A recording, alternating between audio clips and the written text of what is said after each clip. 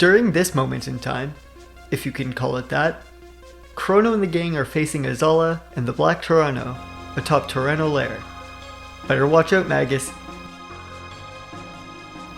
Magus enters the Ocean Palace, and the guards are already expecting him.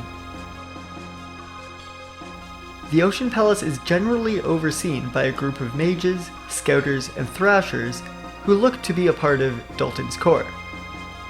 One of the thrashers makes a point to say that thrashers are of a higher rank than lashers. Some key information right there. They work a bunch of earthbound slaves to the bone, making them set up magic traps. Conditions in the under-construction palace are quite dangerous, with many earthbound slaves who have burned alive in the surrounding pools of lava, or have been attacked by invading sea creatures. Treasure chests lay abound with mid-tonics, mid-ethers, and the odd elixir. One earthbound person says the mages and scouters are engineered servants of Zeal with magical powers, essentially programmed biological beings. Perhaps they might also be from Zervan, or the Sea of Dreams, and are also enslaved in their own way, by being experimented on to do the bidding of the Zeal Kingdom. One of the Earthbound people even gives the Prophet his blessing, although this could just as easily be Stockholm Syndrome. Magus makes his way to the east end of the palace, where the breach has occurred and monsters are crawling in. You have the option of fighting an array of blobs, eels, and lambdas. The lambdas resist magic pretty well, but are quite weak against physical attacks. The blobs and eels are weak against magic, with eels being particularly weak against lightning. Physical attacks work quite well on them too, so better to use those to save MP. Although, the blobs do have an annoying MP buster tech that drains all of Magus's MP. Battles typically drop a tonic and an ether. As you make your way through the east wing, you'll find a twinkling orb. If you engage it, a mysterious treasure chest will appear that contains another one of these oboli. That makes 3 so far. What on earth do these things do? We'll put a pin in that for now. You eventually reach a save point, which means something's going down real soon.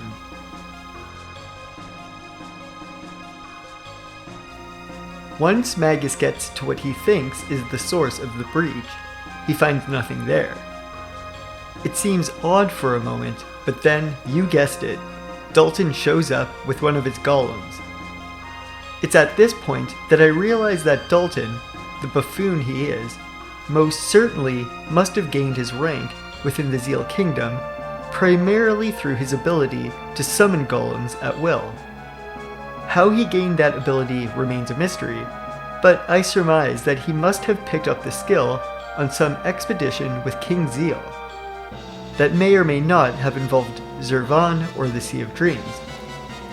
In other words, he may have been a lackey who was in the right place at the right time, or maybe King Zeal had a fondness for him. Hard to say. Anyways, Dalton figures he can use the breach to his advantage, so he can kill Magus and have it be blamed on the invading sea creatures. Dalton then goes on to explain that he thinks he sees through Magus's charade, that Magus is trying to gain favor and throw out the gurus to rise up the ranks and perhaps gain the throne. Magus counters by saying that what truly irks Dalton has nothing to do with the kingdom itself being at threat, but that Dalton's own pursuit at dominating the kingdom and the planet is seemingly at threat by the presence of Magus. Magus nearly breaks his prophet charade by exclaiming that Dalton has always been one to lose without any grace whatsoever. Dalton responds by Kefka laughing and sending his Golem to do his dirty work. The battle begins, and our boss battle theme here apparently is Chrono Trigger music that did not make the final cut, but which was part of a beta pre-release of the game that was released in November of 1994 to magazines and game retailers to help generate interest and sales. This particular track is known as the Tyranno Lair pre-release, as it was originally intended for that location. I think it fits pretty well here, and definitely feels like next level, oh shit, type boss music. The Golem starts off with its Iron Orb tech, which halves Magus's HP, and quickly follows with its Energy Ball tech that greatly reduces Magus's HP even more. Again, this is a battle that can be extremely frustrating unless you make certain key moves right off the bat. The best way to greatly up your likelihood of winning is to get a magic tech in as soon as possible. This will get Golem off of the Iron Orb and Energy Ball techs and onto mirroring Magus's magic techs, with magic techs of its own, that don't do nearly as much damage. Plus, if you cast Magic Wall on Magus, it will greatly reduce Golem's magic tech damage by 40 to 50 HP. The Iron Orb and Energy Ball techs are considered physical attacks, so Magic Wall won't help with defending against them. With this battle strategy, it will give Magus more time to attack instead of scrambling to heal himself every few seconds. If you want to do the most damage with the magic attacks, focus on using fire and lightning, since ice magic doesn't seem to be as powerful comparatively. Using these tips and tricks, Golem will eventually duck out of the battle after attacking with its Dalton copycat move, aka some sort of burping sound, signifying your win. After the battle, Dalton tries his hand at battling Magus. However, this just ends up being a badass cutscene where Magus slices Dalton's fucking eye open, and there's blood everywhere. You heard that right. Magus is the reason why Dalton wears an eye patch. What a mind-blowing twist this was. I mean, that's an absolute own, and a pretty brilliant way to cap off this great little story. But yeah, Magus decides not to finish off Dalton, as this could incur suspicion. Besides, Dalton was the one who attacked him, and Dalton doesn't have any information that could confirm Magus as a false prophet. Magus also implies that if Dalton messes with his plan, it could throw off Dalton's chance to see Lavos' full potential come to fruition, and thus lose his one shot at immortality. Ultimately though, Magus essentially just aggressively asserts his dominance over Dalton in the most badass way possible.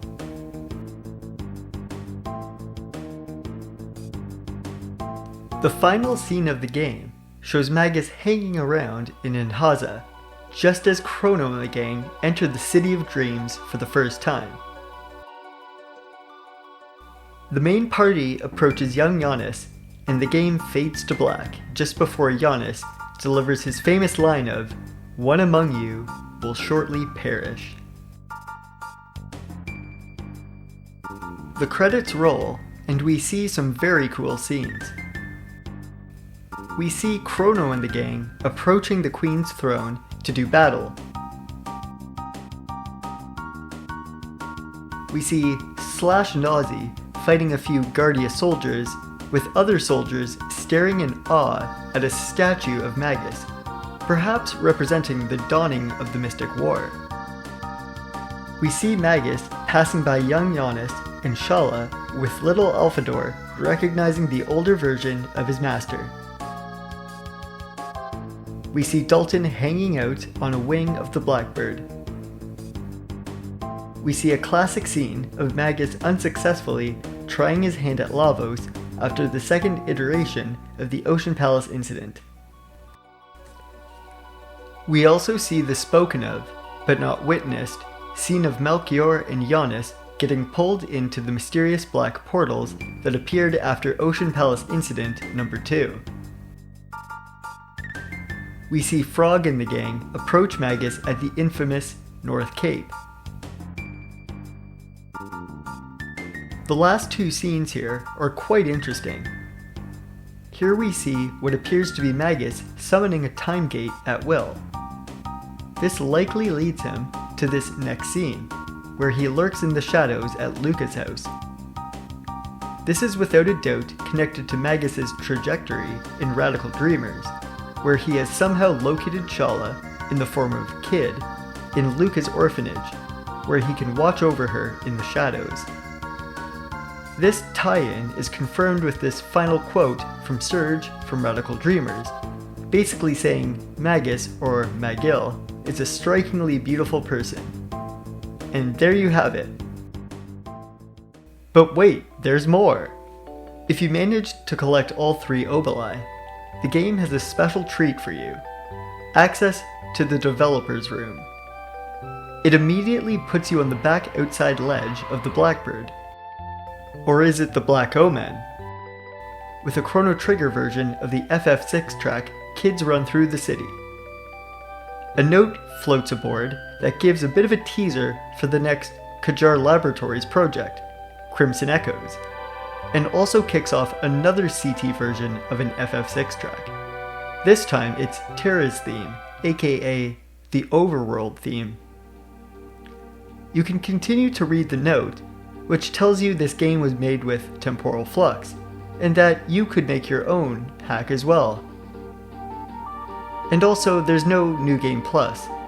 Bummer. So that's pretty much it for the game.